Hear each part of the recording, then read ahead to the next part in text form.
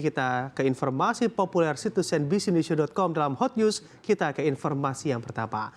Di bawah informasi yang pertama, data real count KPU hingga pukul 9 pagi Indonesia Barat pagi hari ini menunjukkan pasangan Capres-Cawapres Prabowo Gibran meraih perolehan suara sebesar 58,88%. Unggul atas pasangan Anies Mohaimin dan juga Ganjar Mahfud. Melansir data KPU hingga pagi hari tadi sudah terekapitulasi 621.605 TPS atau mencapai 74,41% data dari seluruh TPS di Indonesia yang masuk ke KPU. Dari data real count, sementara ini paslon nomor urut 02 Prabowo Gibran mendapat 58,88% suara. Sedangkan paslon nomor urut 1 Anies Baswedan dan juga Muhaimin Iskandar memperoleh 24,09% suara. Sementara paslon nomor urut 3 Ganjar Pranowo dan juga Mahfud MD meraih 17,03% suara. Kondisi real count saat ini masih sejalan dengan data hitung cepat atau quick count di sejumlah survei lembaga lainnya, di mana Prabowo Gibran unggul, sedangkan di urutan kedua terdapat Anies dan juga Muhaimin. Perhitungan KPU sendiri diperkirakan akan rampung pada 20 Maret.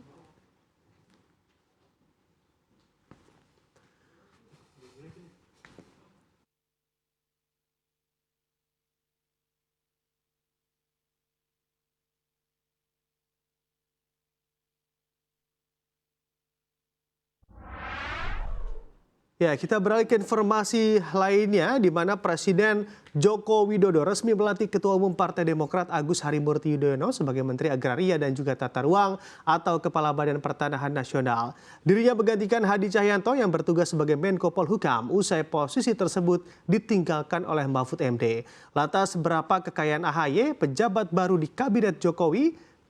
Dan mengutip laporan harta kekayaan pejabat negara Komisi Pemberantasan Korupsi atau KPK yang dilaporkan pada Oktober 2016, AHY memiliki kekayaan senilai 15,2 miliar rupiah.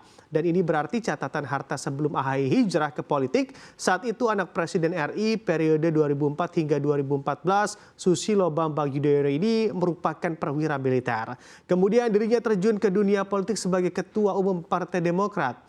Adapun harta kekayaan AHY mayoritas dalam bentuk tanah dan juga bangunan serta giro dan setara kas. Dalam laporan tersebut AHY juga tercatat tidak memiliki utang sama sekali dan tidak memiliki aset berharga.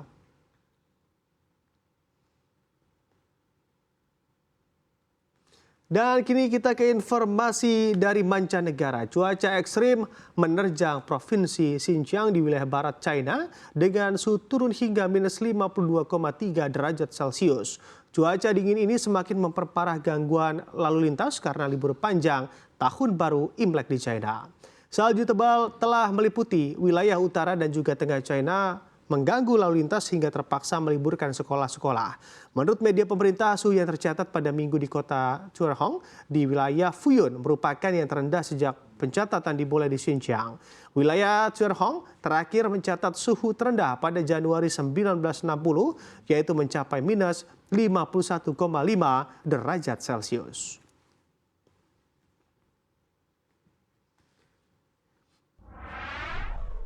Dan lalu berita terpopuler lainnya, dari ketegangan Timur Tengah yang semakin panas, 2 ledakan dilaporkan terjadi di jaringan pipa utama selatan utara Iran. Ledakan yang terjadi pekan lalu itu menghantam pipa gas alam dari provinsi Chahar Mahal dan juga Bakhtiari di barat Iran hingga ke kota-kota di Laut Kaspia. Pipa sepanjang sekitar 1.270 km dimulai dari Asaluye, pusat ladang gas South Pars lepas pantai Iran. Dilaporkan tidak ada korban dalam serangan tersebut, namun media pemerintah menyebut pasokan telah terganggu di provinsi Khorasan Utara di timur laut, Lorestan di barat, dan Sanchan di barat laut. Iran marah dan menunjuk Israel sebagai dalang aksi sabotase dari serangan, dan hal ini diyakini bagian dari misi spionase negeri Zionis yang jarang diakui oleh Tel Aviv.